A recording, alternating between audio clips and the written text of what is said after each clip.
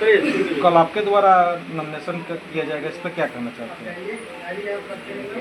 कल नॉमिनेशन सच में हम लोग, आपकी बात सही है, हम लोग कल नॉमिनेशन करेंगे और एक उम्मीद के साथ करेंगे कि हमारे बिहार में बदलाव होगा। हम लोगों के बीच में जब जा रहे हैं, आदरणीय प्रशांत जी की बातों को रख रहे हैं, तो पहले से ही ज़्यादातर कम से कम 95% लोग मोबाइल के माध्यम से, सोशल मीडिया के माध्यम से आदरणीय प्रशांत जी की बातों से पहले से ही प्रभावित है। हम लोग जब जा रहे हैं तो लोग खुले दिल से स्वागत कर रहे हैं और ये कह रहे हैं कि हाँ, इस बार बिहार में बदलाव होना चाहिए, उसको वोट देना चाहिए जो शिक्षा और रोजगार की बात करता है, ना कि उसको जो आपस में ही हम सभी को बांटता है, जात के नाम पे, धर्म के नाम पे बांटता है और बांटने की राजनीति करता है।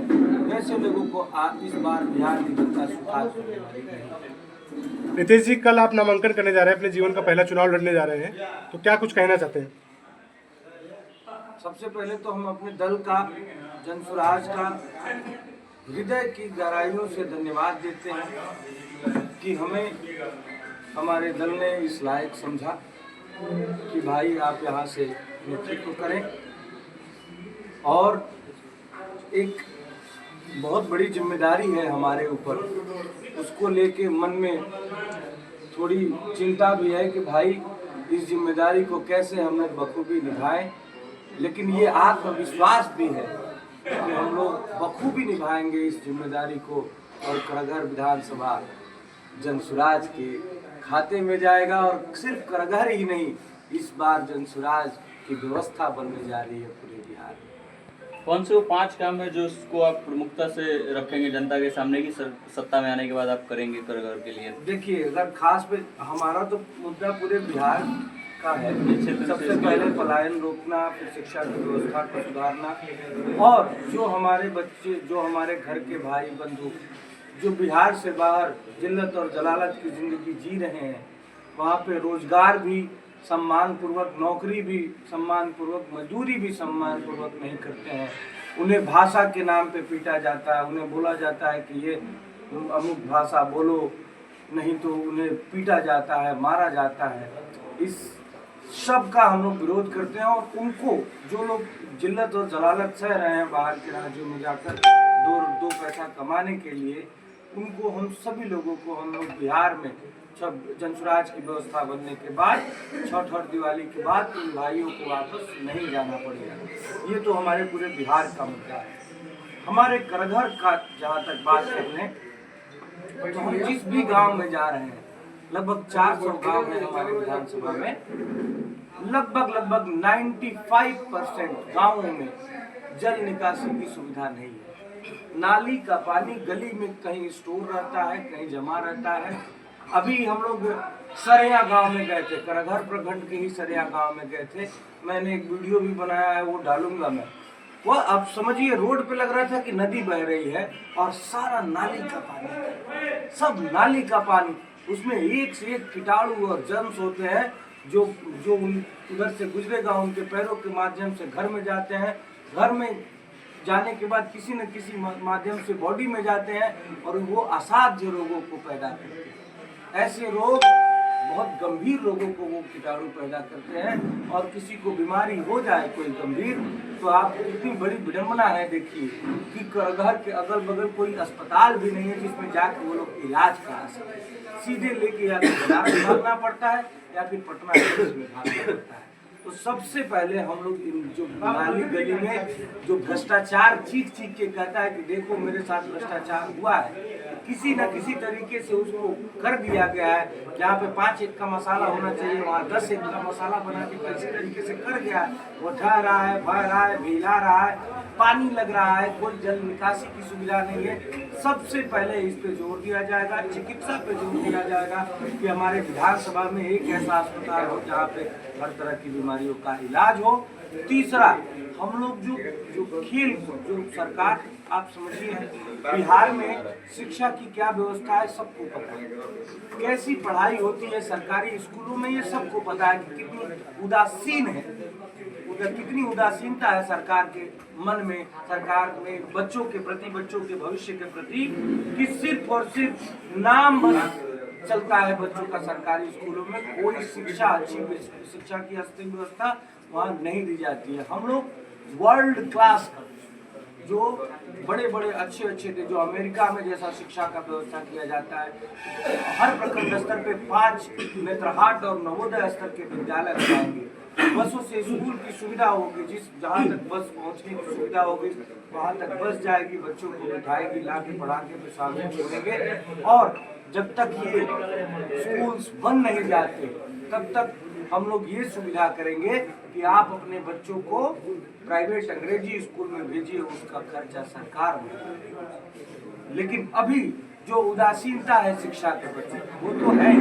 लेकिन आप देखिए कारागार में बगल में फील्ड है, फील्ड में हम एक दिन गए थे, वहाँ बत्तख चल रहे थे फील्ड में। इतनी गंदगी, इतना पानी लगा हुआ है, कोई व्यवस्था नहीं है वहाँ पे। इतनी शिक्षा के प्रति तो उदासीनता है ही, खेल कूद के प्रति भी उदासीनता है सरकार। तो सबसे पहले इस फील्ड का भी पुनर्निर्माण, उसका पुनरुद्धार किया जाए। और रितेश जी, आप कल नॉमिनेशन करने जा रहे हैं। सामान्य तौर पर नॉमिनेशन को माना जाता है कि शक्ति प्रदर्शन किया जाता है नेताओं के द्वारा, और नाम जब इतना बड़ा हो रितेश पांडे, तो क्या तैयारियां है नॉमिनेशन को लेकर के?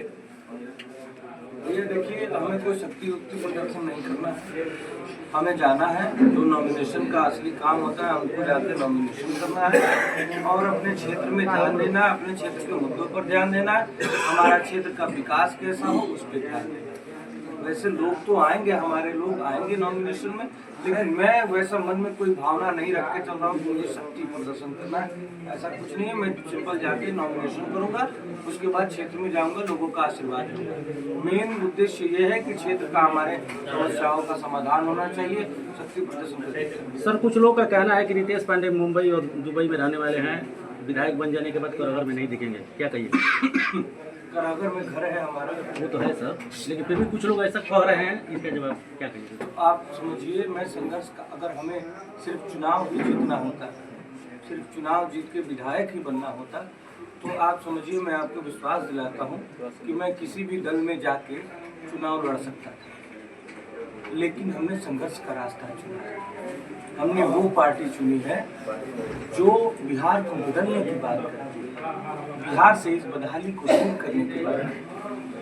हम संघर्ष कर रहे हैं, हम गांव-गांव जा रहे हैं, अपनी बातों को बता रहे हैं, अपना चुनाव निशान बता रहे हैं कि स्कूल का बैग है हमारा चुनाव का निशान, आप ध्यान दीजिए। हम लोग संघर्ष कर रहे थे, जब हमें भाग कहीं और जाना रहता तो हम संघर्ष का रास्ता नहीं चुनते, सिंपल सी बात है। अब तो जनता क्या, इतना दिन में बिहार बदहाल रहा है, जैसा कि आप देख रहे हैं, और अब जब शिक्षा और आप इस तरह के स्वास्थ्य की बात जब कर रहे हैं, तो लोग कारागार में ये कह रहे हैं कि यहाँ पर 2 ब्राह्मण समाज से चुनाव लड़ रहे हैं, तो कुछ प्रभाव नहीं पड़ेगा, क्या कहिएगा इस पर? मैं इस पे एक ही बात कहना चाहता हूँ कि हमारा दल जात पात की राजनीति नहीं करता, हमारा दल विकास की राजनीति करता है, हमारा दल बिहार बदलाव के लिए बोल रहा है, हमारा दल पलायन रोकने के लिए बोल रहा है। क्योंकि जो बच्चे जाते हैं दिल्ली मुंबई में, जिन्हें मारा पीटा जाता है, उनसे ये पूछा नहीं जाता है जी आप पंडित जी हैं कि पासवान जी, आप बाबू साहब जाते हैं, वहाँ तो सीधे बिहरिया कहा जाता है, बिहारी शब्द गाली की तरह इस्तेमाल किया जाता है। तो वहाँ तो कोई जात वाली बात है नहीं। हम ये बात जाके हर जगह कह भी रहे, हम जात वाली राजनीति नहीं कर रहे हैं। हम आप समझिए, आप देखेंगे जब 14 तारीख आएगा तो आपको अप्रत्याशित नतीजे देखने को मिलेंगे। कोई वैसा सोचा भी नहीं होगा, क्योंकि लोग अकता चुके हैं, लोग निकलना चाहते हैं इस बदहाली से। और जो खास तौर पे जो लोग बिहार से बाहर जा चुके हैं, वो देख चुके हैं कि अदर स्टेट में कितना डेवलपमेंट हो रहा है, कितना आगे बढ़ रहा है। हमारा बिहार वहीं का वहीं है। हमारा बिहार आज भी सबसे गरीब राज्य है, हमारा बिहार आज भी सबसे अशिक्षित राज्य है। आप समझिए कितनी बड़ी विडंबना है। जो ज्ञान की भूमि है, बिहार ज्ञान की भूमि है। मैं ये बार ये बात बोलता हूँ कि इसी भूमि पे भगवान बुद्ध को ज्ञान मिला था, इसी भूमि पे भगवान महावीर का जन्म हुआ था, इसी भूमि पे बक्सर में आके भगवान राम शिक्षा दीक्षा प्राप्त। ये तो पौराणिक काल का हो गया। उसके बाद का सुनिए, उसके बाद भारत में जो 3 सबसे अच्छे और सबसे नामी विश्वविद्यालय थे, तक्षशिला, विक्रमशिला और नालंदा, उसमें से 2 विक्रमशिला और नालंदा बिहार में ही थे। ये ज्ञान की भूमि है। ज्ञान की भूमि की विडंबना देखिए, यहाँ से ज्ञान पाने के लिए भी लोग पलायित हो रहे हैं। हमारा बुद्धि भी जा रहा, हमारे यहाँ से श्रम तो जा ही रहा है, लोग बाहर काम करने जा रहे हैं, हमारे यहाँ से बुद्धि भी जा रही है। जो लोग पढ़ने के लिए जा रहे हैं वो उधर ही रुकते, भाई उनको जॉब मिल जा रहा है, उधर ही सेटल हो जा रहा है। समझिए आज हमारे चारों तरफ जो कुछ भी है बुद्धि से ही है। आप मोबाइल पकड़े हैं, कैमरा पकड़े हैं, ये माइक है, मैं ये इधर कॉलर माइक लगा है, लाइट जल रहा है, ये सब कुछ बुद्धि की ही देन है। तो जब बुद्धि ही जा रहा है हमारे बिहार से, समझिए कितने मतलब कितनी चिंता की बात है। हमारा श्रम भी जा रहा है, ये बुद्धि भी जा रहा है, हमारा पूंजी भी जा रहा है। आदरणीय प्रशांत किशोर जी अक्सर बात करते होंगे, आपने बोले देखा होगा CD रेशियो की, credit deposit ratio. Other state में मान लीजिए 100 रुपया अगर कोई किसी स्टेट का आदमी जमा करता है बैंकों में, तो एक निश्चित अनुपात में उस स्टेट के आदमियों को वो पैसा मिलना भी चाहिए, वो ऋण के तौर पे कार्य करने के लिए, रोजी रोजगार करने के लिए। अदर स्टेट में ये रेशियो 70%, 80%, 90%, हमारे बिहार में ये 40% है। समझिए गरीब राज्य बना के रखा है लोग बिहार को, और बिहार का आदमी अगर 100 रुपया जमा कर रहा है तो उसे 40 रुपया ही मिल रहा है। 60 रुपया इस गरीब राज्य का किसी और राज्य को जा रहा है, कहीं और जा रहा है। कितनी बड़ी बात है। आप पलायन की बात करते हैं तो बिहार के जितने लोग हैं पलायन अन्य प्रदेशों में करते हैं, वहाँ का डेवलपमेंट में, रॉकरान डेवलपमेंट में तो मिलाते ही होंगे। लोगों को क्या संदेश देना चाहिए? सॉरी मैं समझ नहीं पाया। पलायन की आप बात करते हैं, मैंने पलायन है तो पलायन कहते हैं यहाँ से बिहार से लोग उठ करके अन्य स्टेट में जाते हैं काम करने के लिए, तो वहाँ के डेवलप देखते होंगे यहाँ के लोग, उनके लिए क्या कहिएगा? संदेश भैया आप लोग ऐसा बिहार बनाइए इस बार कि हम लोग काम करें तो बिहार के लिए। भाई जहाँ काम करेंगे वहाँ विकास होगा, तो हमें काम बिहार में मिले तो हमारे बिहार का विकास होगा। आप लोग एक ऐसी व्यवस्था बनाइए जो बिहार में ही रोजी रोजगार की व्यवस्था करे, बिहार की शिक्षा व्यवस्था को सुधारे। जिस सुनने में आ रहा कि आपके नामांकन में कुछ बड़े सेलिब्रिटी फेस आ रहे हैं, कौन कौन से नाम है? आ सकते हैं लोग, बात तो बता दीजिए, जनता जानना चाहती है। अब तो अभी मुझे क्लियर नहीं है, वो छोटन का डिपार्टमेंट है, वो बात बहुत आप हम एक अंतिम सवाल सर आपसे, विधायकी होने के बाद क्या गायकी छूट जाएगी? गायकी तो बोलिए, तो अभी आपको गाना सुना दीजिए। सुना दीजिए। क्यों छूटेगी भाई? ऐसे जाके हर जगह गाना सुनाते, हम अपने क्षेत्र की जनता को गाना सुनाएंगे, गायकी कैसे छूट जाएगी? गायकी तो भाई अपना कला है। भैया से अनुरोध है एक गाना।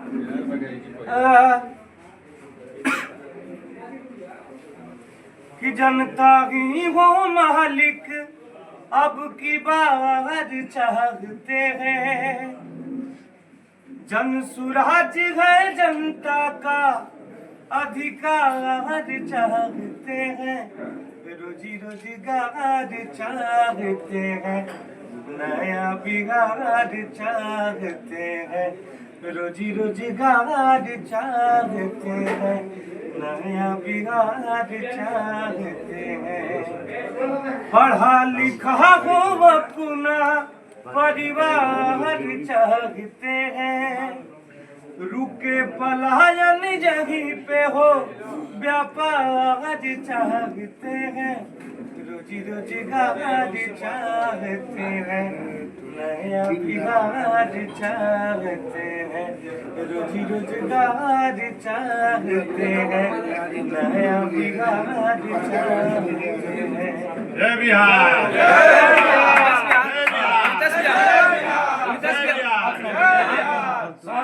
और मुझे याद आ गया, वो भी कब याद आया जब गाना गाए तब। काल्पनिक सीन के माध्यम से आप फिल्म इंडस्ट्रीज में कभी गुंडों को, कभी बदमाशों को, कभी हत्यारों को पकड़कर जेल भेजा है, ये चीज मैंने देखा है।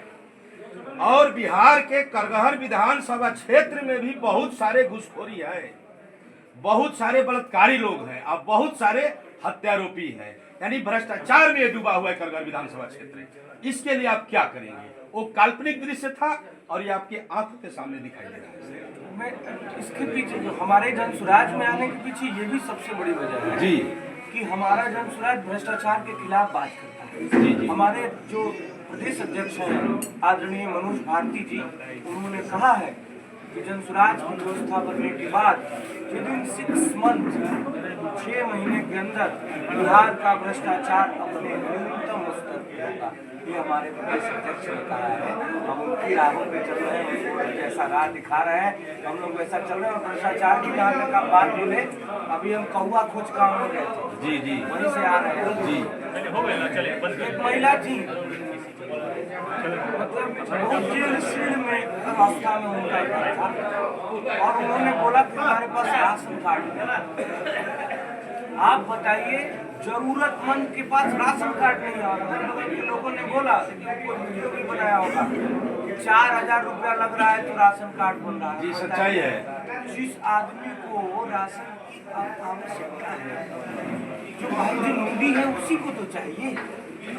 तो जो गरीब वास्तविकता में गरीब है, जिसको रहने की व्यवस्था नहीं है, जिसको खाने की व्यवस्था नहीं है, उसका राशन कार्ड ही नहीं है। ये तो भ्रष्टाचार की चरम सीमा हुई। ये एक्सट्रीम लेवल का भ्रष्टाचार है। तो हम लोग सबसे पहले ये चिन्हित करेंगे कि जो जरूरतमंद है, जिन्हें वास्तविकता में उस चीज की जरूरत है, उन तक वो लाभ जरूर पहुंचे। बहुत बहुत धन्यवाद।